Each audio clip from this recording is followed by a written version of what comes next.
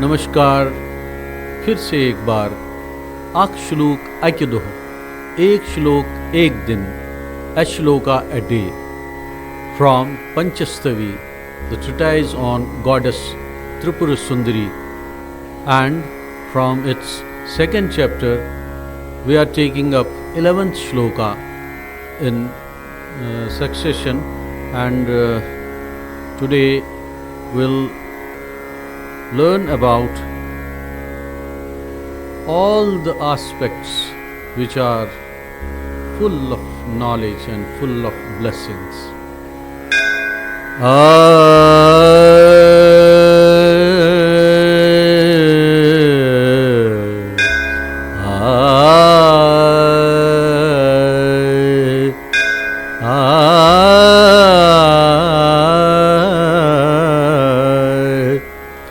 मूर्धिनि सुफुरुत्तुहिनि दीधिति दीप्तं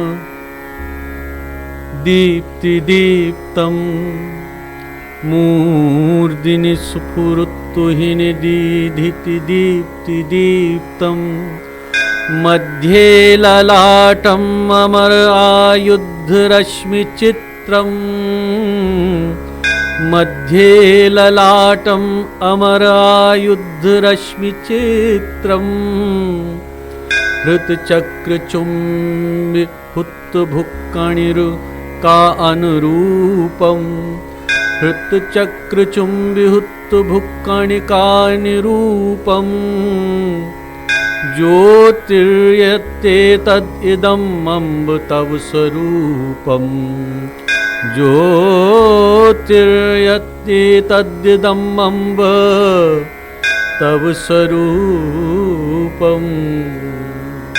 अर्थात हे माता, सिर पर चमकते हुए शीतल किरणों से युक्त, ऐसा इमेजिन कर सकते हैं कि माता की जो ये मांग है उसके विषय में आप उसके साथ इस श्लोक की तुलना कर सकते हैं।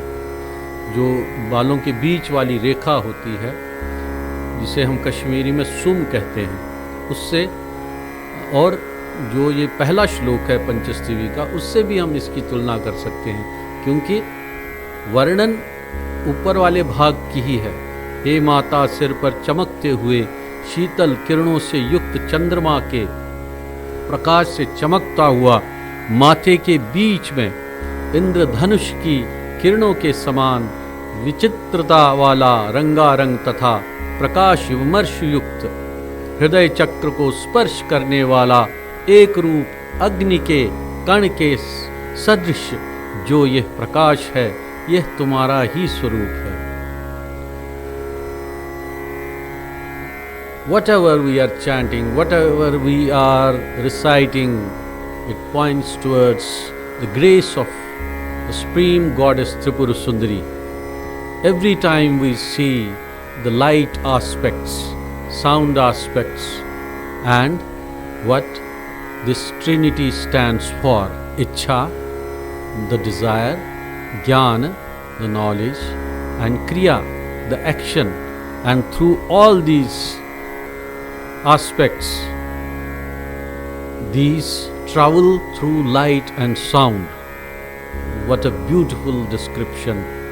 तो इसको पर्सोनिफाई करते हुए, एक मानव रूप देते हुए हमारे कविगण, हमारे ऋषिगण कितनी खूबसूरती से, कितनी बहुत ही सुंदरता से इसको अभिव्यक्त करते आए हैं।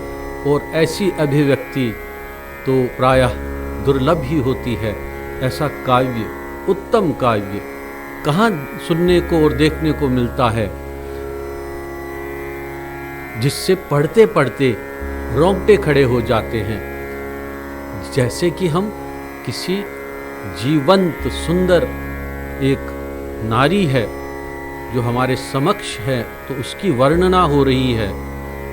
मात्र उनके जो फिजिकल एस्पेक्ट्स है उनकी नहीं, अपितु उसके पीछे छिपी हुई लाइट एंड साउंड एस्पेक्ट्स, जो ज्योतिर्मयी और ध्वनिमानों की ध्वन्यात्मक जो सौंदर्य है, जिससे कि ग्रेस एक्सटेंड होती है, यानी अनुग्रह प्राप्त होता है यानी कि जो आशीर्वाद है भगवती का वो प्राप्त होता है।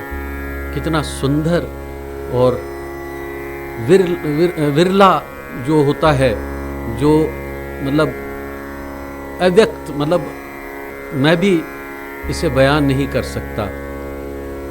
एक व्यक्ति पढ़ते पढ़ते गूंगे की अवस्था का जैसा हो जाता है कि जो माता की जो अपूर्व सौंदर्य है, जिसमें उनके माध्यम से हमें उनका आशीर्वाद कैसे प्राप्त होता है, उस बारे में यह वर्णना है।